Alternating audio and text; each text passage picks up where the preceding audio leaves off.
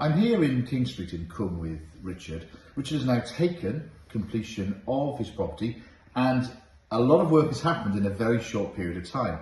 Richard has completely stripped the property out and we are well into the full refurbishment programme. We're going right back to brick, which is amazing.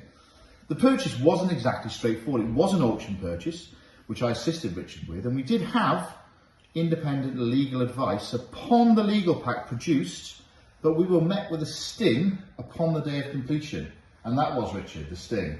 It was a £16,500 local authority charge, I believe. It was, yeah. So, council. yeah, what had basically happened was they hadn't released the local authority search. However, they had put a clause into the legal pack to say that any future charges that were revealed would be the responsibility of the purchaser.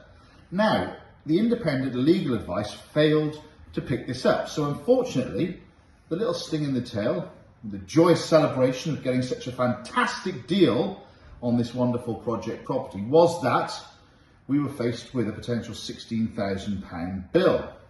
Now, my initial reaction was not to take this lying down, and unfortunately as well, the solicitor, another solicitor that was handling the purchase for us, just said, oh well, it's there, it's in black and white, you've got to pay it. Now, me being me, I said to Richard, shall we pay it or shall we fight? And of course, Richard has got the spirit, so we took up the sword and we picked up the fight. And our first port of call was to the local authority to say to them, look, it wasn't us that this charge is against, it was the previous owner. It's been sprung on us by surprise, and unfortunately, if it happens that you do enforce this charge, we'll have no choice but to postpone the refurbishment of the property for at least 12 months while we save the money that we'd originally allocated for the refurb that we're now going to have to pay to you. So in other words, this property will remain still derelict and empty for at least 12 months, not housing a family like it would be in possibly a couple of months if we're able to do the refurbishment if you drop the charge. Unfortunately, this fell upon deaf ears.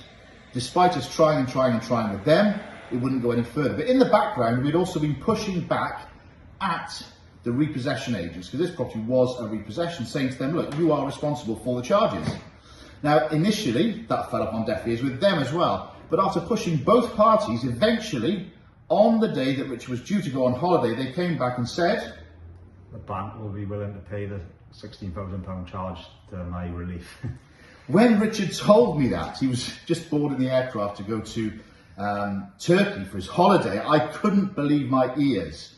So, it always proves one thing: put up a fight. If you believe you're right, you put up that fight. Anyway, here we are at the property now. Explain what you've done so far, Richard, with this property. You've made great progress in such a short period of time. Yeah, in the space of a week, we've taken all the stud work down. You know, we've took the wallpaper off, ceilings, everything down now. So basically, we're going to turn this into, change it from a 2-bedroom into a 3-bedroom, which, you know, will be beneficial to the, you know, family coming in next. Yeah. And of course, with a 2 to a 3-bedroom house, the way we are in the United Kingdom, we value houses on the number of bedrooms. So it's absolutely vital that if we can, we've got the necessary space, which, let's be honest, up here, we've got plenty of space. We can create 2 really good sized double bedrooms and a single bedroom as well. So instead of being in the 2-bedroom price bracket for rental and for sale, we put ourselves up into the 3-bedroom price bracket. So for the sake of a few £100s, a few stud partitions and an extra radiator, we are massively increasing the value of this property here. This is going to be a really exciting project. So guys, if you are interested in seeing Richard's progress throughout his journey with this property, please stay tuned and we look forward to giving you further updates soon.